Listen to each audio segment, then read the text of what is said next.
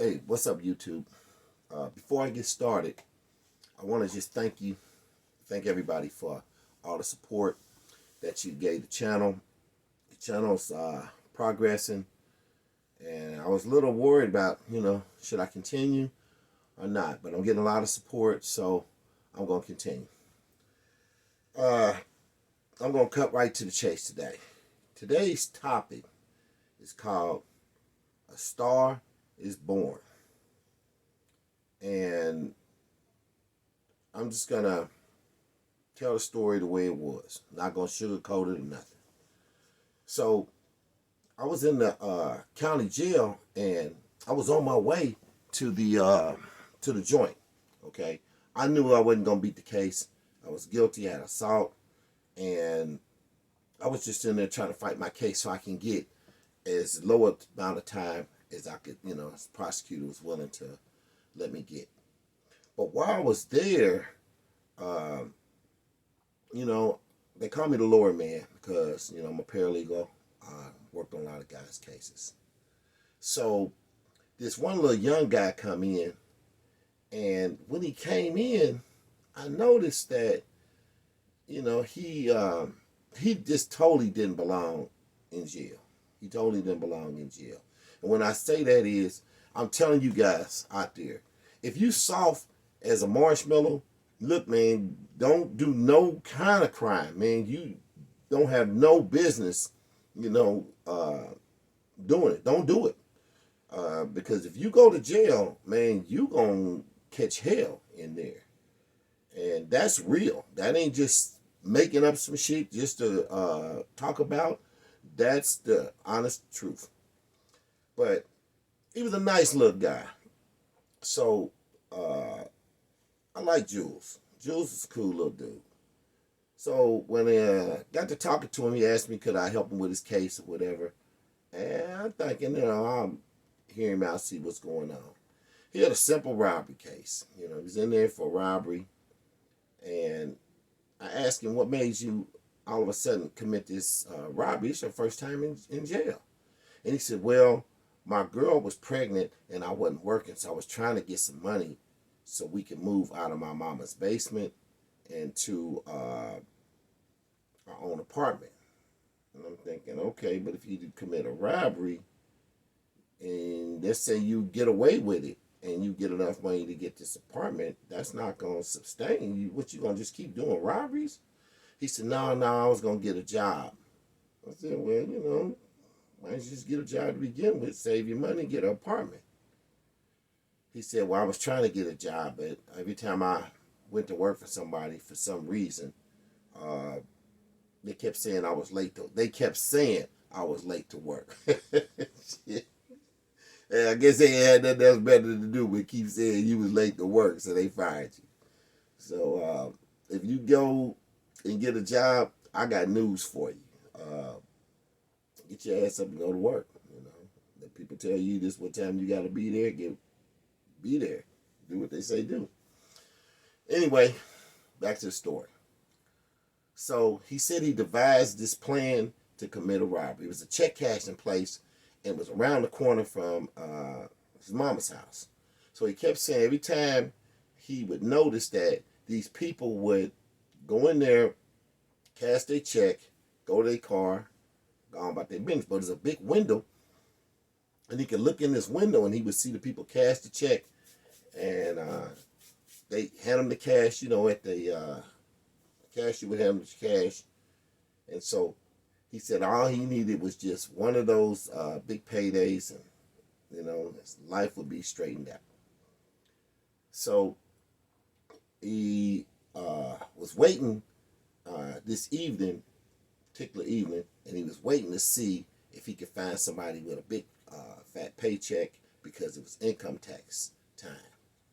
So he said he seen this guy cash one, and he said he, of course, didn't know how much money it was, but it was a lot of money. But it's a big guy, and he was thinking, I better not mess with him, because what if it go wrong? He's too big.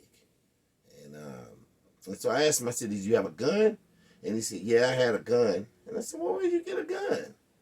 and he said that it was his daddy's old gun. He didn't even know if it really worked or not, but he had found it in his mother's things, and he's thinking that's what gave him the idea maybe he could just do this robbery. So, Jules was young, and he sure as hell thought young too. Like talking to a child. So he waits, and this woman comes, and she's older woman. She cashes his check, and he's thinking, okay, this is the one. It's gonna be easy pickings. I'll get her, and that way I get her money. Run through the alley, back in the house. What can go wrong? So this woman cashes a check. Cashier issues out the money, put it in a little envelope, put it in her purse. Out the door she went. So she get to her car, and then that's when Jules come out. He said he had this stocking that he made, and the stocking didn't fit quite right. It was almost hilarious listening to this. But when he put the stocking on his face, he said he could barely see out of it, and kept having trouble, seeing out of it. So he's nervous. He put the stocking on, and he can hardly see out the stocking. And so the woman gets to her car, and he tells her, this is a stick-up.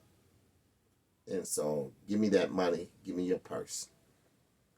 So the woman look at him, and she says, I'm not giving you my goddamn purse. This is all the money I got. So, he got a gun. He said, lady, I got a gun. And she looks at the gun, and she say, well, don't you need to take the gun off the safety first before you go rob somebody? So he looks down at the gun, and she takes that purse, man, and she whacks his ass. Wham! Before you know it, she's on top of Jules. He is fighting. She is fighting and screaming and fighting and screaming. And then some guys come quickly, to where the commotion was, and they commenced to kicking Jules' ass. So she kick his ass, they kick his ass. Everybody just kicked Jules' ass. Police come. He was glad the police got there. So then they arrest him. So he said, well, I don't see why I'm in so much trouble. And everybody didn't do nothing. Everybody whooped me. I said, well, that's what happens when you have a tendency to rob somebody for something, that don't belong to you. They have a tendency of putting you in jail and charging you with a crime. And because of the fact that it was a fight involved, they automatically charged him with armed criminal action. So now he's got robbery, he's got armed criminal action, and it don't look good for the home team. And so now, and he's got, of course, these witnesses against him. He got the stocking, the makeshift stocking that he had, and they found the pistol, which, by the way, did not work and did not have any bullets in it. I said, why did you check the gun to see if it had some bullets in it? He said he didn't know how. I said, man, this is something out of a comic book. So he's waiting to see if he's gonna get some kind of deal, and he was asking me, do I think they would give him probation? And I just had to be honest with him. Hell no, they ain't gonna give you probation. You got robbery, which is first-degree robbery, because you involved violence in it, and you got armed criminal action. So no, they will not be sending you home with a pat on the behind. You're going to prison. Now, how much time you're going for remains to be seen. So it was his first time. So, kind of hoping the little guy got a break. And but in the meantime, we were there, and I kind of took Jules under my wing. So nobody bothered him because he was basically, I don't want to use words like under my protection, but basically that's what it was.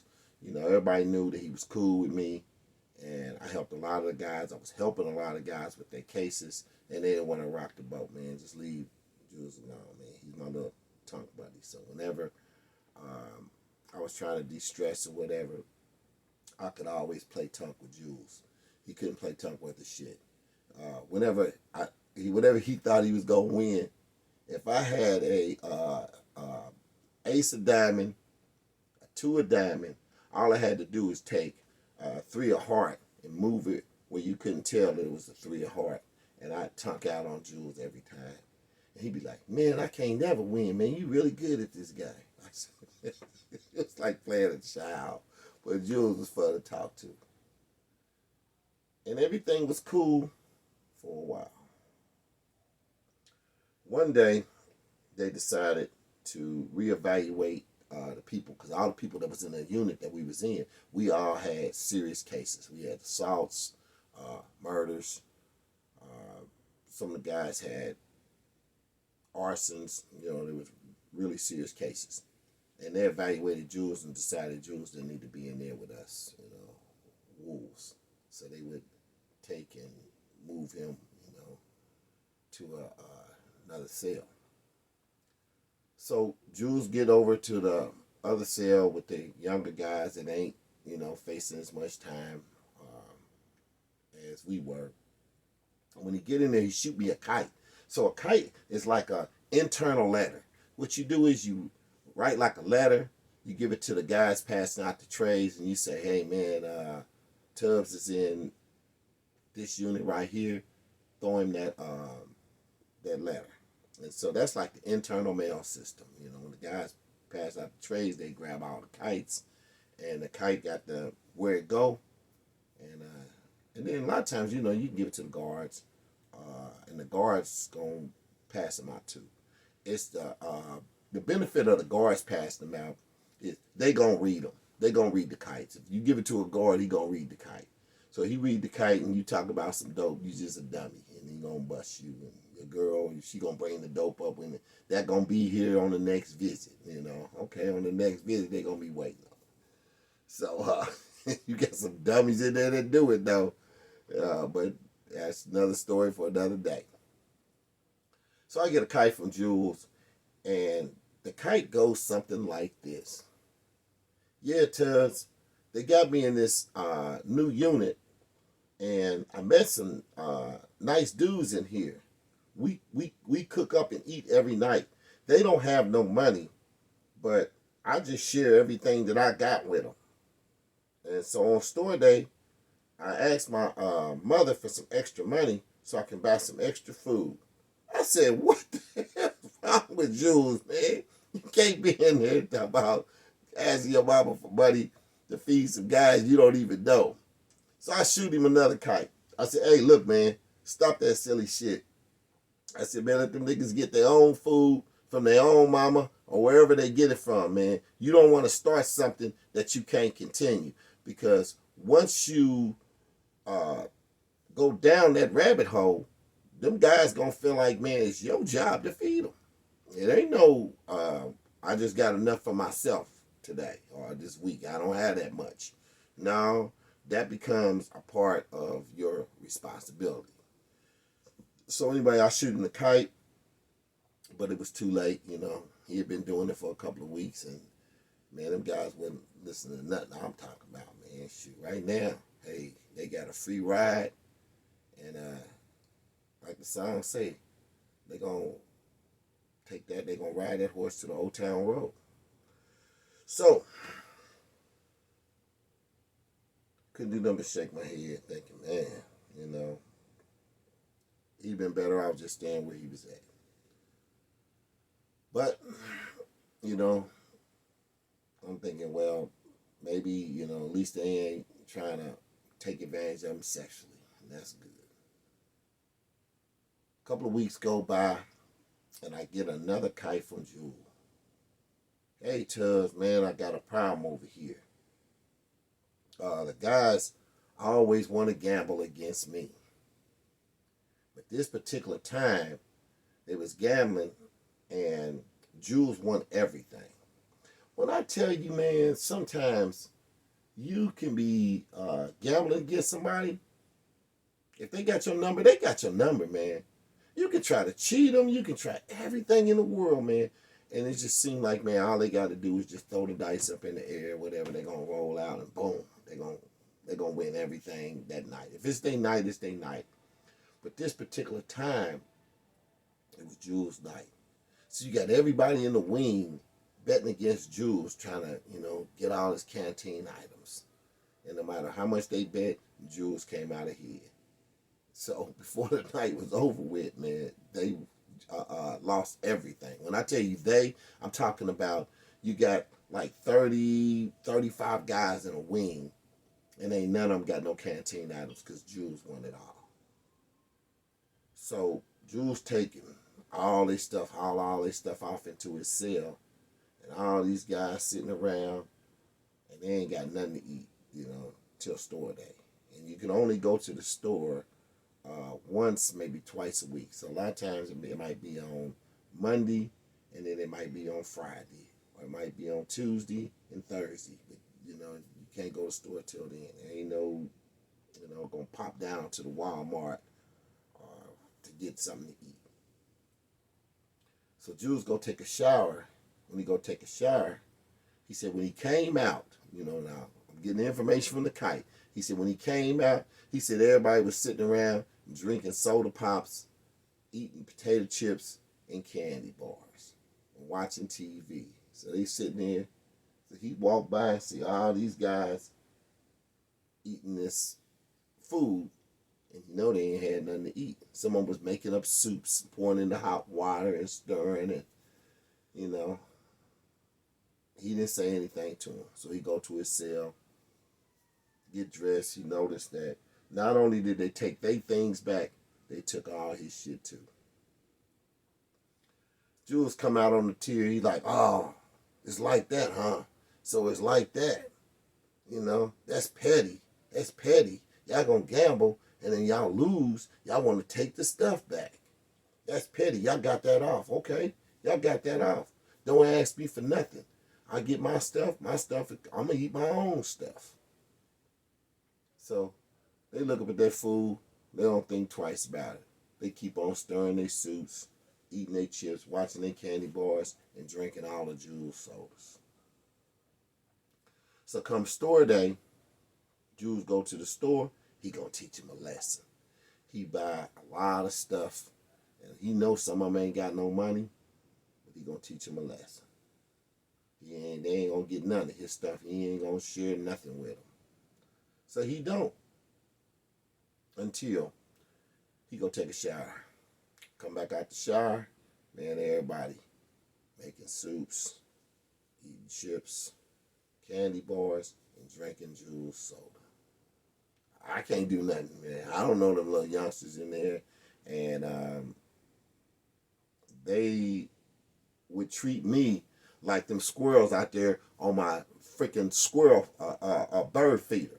Okay, you can bam out the window all you want and tell them to get off that bird feeder, but unless you're going to go out there and chase them off there, man, they're going to look up at you. Them squirrels going to look up at you, and they ain't going to think about nothing you talking about. They're going to eat up all your bird food if they get a chance. You got to physically go out the house and chase them off. Well, them guys feel the same way. I can shoot them all the kites I want to. I can do all the huffing and puffing and blowing, leave my little partner alone, and they ain't think about nothing I'm talking about. So I ain't waste my time with that nonsense. He did put himself in a silly, precarious situation, and unfortunately, he was going to have to live with it. But the good news was that they offered Jules a plea bargain of 10 years, and he took it. So he's thinking, well, I'll leave out of here and go on to the joint, and I'll be through with these guys. So you think. But that's not the case. So Jules asked me, well, what should he do? And I said, well, look, man, what you're going to have to do is you are going to have to spend less money, man. You're going to have to spend, less money when you go to the canteen, and that way they can't take as much from you. Either that or you're going to have to fight for yours. And I already can tell you right now, Jules was not a fighter. I doubt very seriously if he could whoop probably anybody in there. But my advice would have been to him, it don't matter if you can't whoop him or not. Shit, ball your fists up and take the hardest punch you can and take your ass whooping each time. They're going to respect you, and that's gonna get you. That's gonna get them up off you. But if you're not willing to do that, you're just gonna have a rough time in there. So anyway, they sentenced Jules off to the prison. Jules went to go serve his 10-year sentence. So he gets to Boonville. And most of the youngsters go to Boonville. Boonville, Missouri, got a prison in there, and they mostly send the young guys in there to keep them out of the clutches of the, booty bandits and real criminals that's going to turn them into career criminals. So, but they get there, and the youngsters just like, they like to fight a lot there. There's a lot of fights in there, because they're young and silly. So Jules get there, and the guys, when they're in the holding cell, because you got to wait in this holding cell, and it's like being in the hole. And these guys said, man, we can't wait till you hit the hill, Jules. Said, we going to eat off you our whole bit. And they all laughing and everything. And so Jules is behind the cell. So he tell them, man, fuck all y'all. Y'all ain't shit. Y'all ain't giving y'all shit. Y'all ain't going to do shit. And the conversation gets heated. What? You soft motherfucker. And it gets this exchange go back and forth, and it gets elevated to the point where they tell Jules, man, as soon as you hit the hill, we gonna beat the dog shit out of you. And we still gonna eat off you your whole bit. So when it's time to go through the orientation process and get ready where they're gonna assign you to a dorm, Jules is scared. He's really scared, and he didn't want to go out. So what he would do is, to keep from going on the hill, he would flood the cell. So, and you got your prison cell, and inside your prison cell, there's a toilet. So late at night, you got to use the toilet. So what he would do is, he would take the toilet paper and stuff the toilet stool and flood it. And the guards come in there, he cuts the guards out, and what they do is say, well, you got 30 days in the hole. So Jules thinking, good, 30 days, just give me some time for this thing to squash. But it wasn't working that way.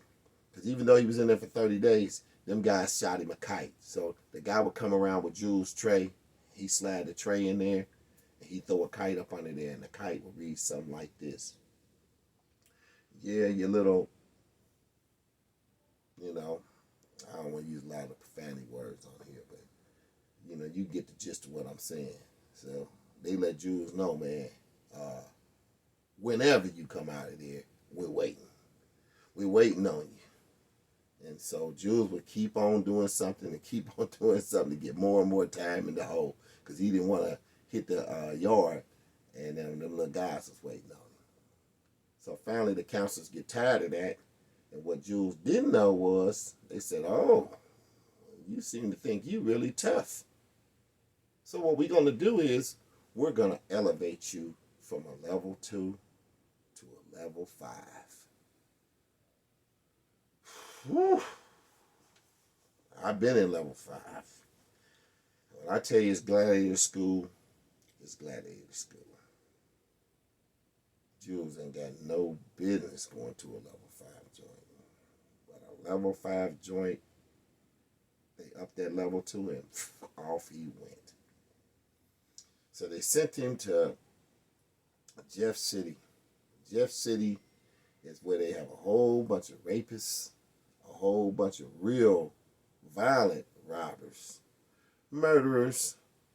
You kind of get the gist of what I'm saying. So Jules get there. When he get there, he send me a kite, write me a letter. And the letter goes something like this. He said, yeah, man, soon I got here, I had to check this dude named David Ramseed. Now, anybody know the Ramseeds, out of Kansas City, know that it's a lot of them. It's like a whole generation of them that's in the joint. You got all uncles and brothers and cousins, and it's a lot of them in there. So, and then they got the mentality, if you fight one, you got to fight them all. And so when they catch cases, they, a lot of them, man, they catch a lot of serious cases. And when the prosecutor see that it's a ram seed, they automatically just bury them. They catch a robbery, 25 years, 50 years. They catch, you know, because they know that they are career criminals. They have no intention of doing anything other than that. But so we get there and said he had to check a ram seed behind the walls. And I'm thinking, man, I know it's got to be in between 30 or 50 of them guys, family members there. You ain't checking no ram seed in no freaking walls, Jules. He said, yeah, I had to let him know what time it was. And I wasn't going to take that shit no more. So when I got out, I was intending to buy me a knife. And I'm thinking, man, Jules, listen, man, you're going to have to send a kite to the counselors and let them know everything, man. Go tell them everything, why you was flooding the cell, man, and tell them you ain't got no business being in no level 5 joint, and see if they can get you up out of there, man. But stay in the hole until, you know, then. Don't go on that yard. So I didn't hear from Jules for a while. Month go by, and I'm like, man, what happened to my little buddy? Then all of a sudden, I got a kite. Hey, Tubbs, everything worked out. And when he first said that, I'm thinking maybe he talked to the counselor. The counselor understood. They lowered his level and sent him, you know, to a lower joint. He said everything worked out. He squashed the beef that he had with David Ramsey. And when he got out the hole, David Ramsey had a pass waiting on him and moved him in the cell. He's a pretty cool guy. I'm thinking, man, you lost your goddamn mind, man. All the Ramseys is booty bandits, man. That's why they don't care if I go to the joint. Oh, my God, man. So I'm thinking, I got a partner named Peanut Butter. I can just write Peanut Butter and see if Peanut Butter can look out for my little buddy. So I hurry up and write Peanut Butter. And, but I ain't got his address. But, you know, I got some partners that know him. Man, you got Peanut Butter's address, a yard open, find a guy that got his address, you know, where he at. They give me the address and write him a letter. Man, I really appreciate you. Look out for my little buddy, man. He's soft as medicated cotton, man. And I don't want nothing to happen to him. So I shoot the letter off, and about a week later, I get a letter back. And the letter goes something like this. He said, yeah, Tubbs, man, you know, we go back, way back, partner. And if it's anything I can do for you, you know the answer's always yes. He said, I checked on what you asked me to do, and I was looking for this dude, Jules, that you was talking about. And when I finally got his name, man, this dude had already put in a pass with David Ramsey. And as you know, it's a lot of them dudes that's on the joint, and it's here in the joint. And once he got a hold of it, man, I don't have the pull to get him released. He said the first time that I saw him, it was a big commotion on the hill. And everybody was, they had opened the yard, and all these guys had came on the hill, and he thought it was a fight. So the guards had rushed over, and then he noticed that the guards walked away. He's thinking, what kind of fight is that? The guards walked away. So make a long story short, he said when everybody cleared the yard and he finally worked his way up to the top, he said it was David Ramsey right in the center. And he had this guy's hand holding it up. And he said the guy had some tight pants on and had a t-shirt that was tied off. Had his hair slicked back, and they took these M&Ms and put the M&Ms on his lips. And so it had some yellow M&Ms on his lips. And when he held his hand up, David Ramsey announced, a star is born. And the rest of the time Jules was in the joint, they called him Star. I guess David Ramsey thought of you a star. So, look, guys, you ain't got to listen to me if you don't want to. You go right out there and you do whatever atrocity that you decide to do. But if you ain't standing on nothing, when you get in there, oh, they're going to test you. Make no mistake about that. They're going to test you. Trust and believe that. Don't care how tough you are. Don't care how much weight you lift, how big you are. You're going to get tested. And for some of y'all, whether you want to hear this or not, a star is going to be born. All right.